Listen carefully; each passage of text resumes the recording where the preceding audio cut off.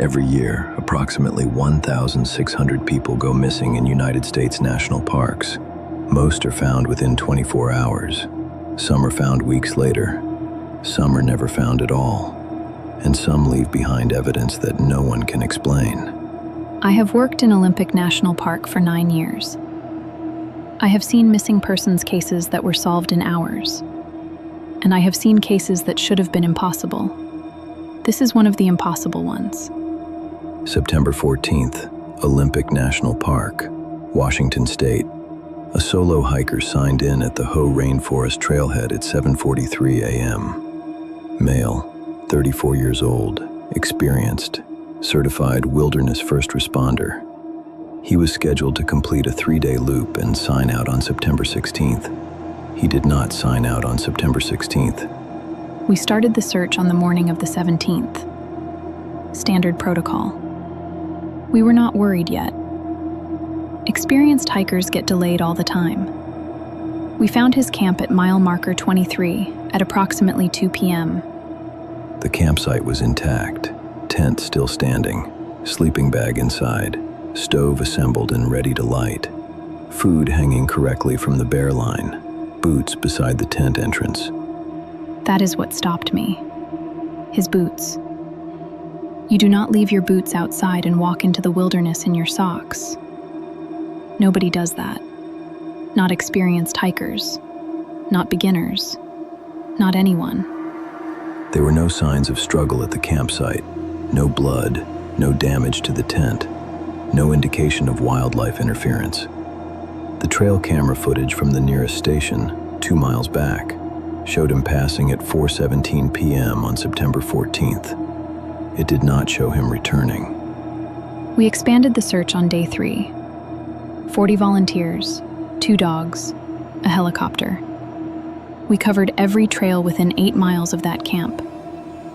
Nothing.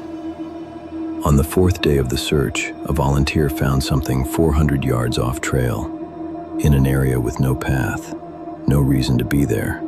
Dense old-growth forest, visibility less than 10 feet. One of my rangers called me over.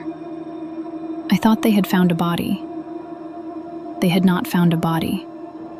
They found his jacket, folded neatly, placed on a moss-covered rock 400 yards into dense forest with no trail access. His wallet inside the chest pocket. His phone inside the other pocket, fully charged. No outgoing calls after 6 p.m. on September 14th. I have been doing this job for 9 years. When people get disoriented, they drop things. They do not fold them. When people are in distress, they call for help. They do not put their phone in their pocket and walk 400 yards off trail into the densest part of the forest. None of it made sense. None of it still makes sense. Search dogs were brought to the location of the jacket. Both dogs tracked a scent approximately 60 yards north. Then they stopped. Both dogs refused to continue. I have worked with those dogs for 4 years. They have tracked scents through rivers, through rain, through areas where bears had been hours before. They have never refused a track. Never. Not once. Until that day. The search was officially suspended after 7 days. No body was ever recovered. No explanation was ever established. The case remains open. 3 weeks after the search ended, I went back alone. I do not know why.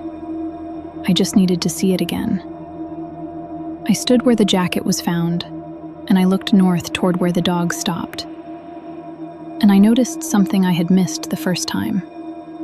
She has not shared what she found with her department. She has not filed a report. She told only one person. She told us. The trees. For about 60 yards in every direction from where the dogs stopped, the trees were wrong. Not diseased, not storm damaged. Wrong in a way I cannot describe, except to say that everything in that circle looked like it was leaning away from the center. Like something had been there. Something large enough that the forest itself was trying to get away from it. Maya still works at Olympic National Park. She still signs hikers in every morning. She still smiles and tells them to have a great hike. I still tell them to have a great hike. I just do not tell them what I know now. I do not tell them about the ones who never came back. I do not tell them about the boots left outside the tent. I do not tell them about the dogs that stopped. I do not tell them about what the trees looked like in that 60-yard circle. And I do not tell them that last Tuesday, a solo hiker signed in at 7:43 a.m. and has not signed out yet. The case is ongoing. We will keep you updated.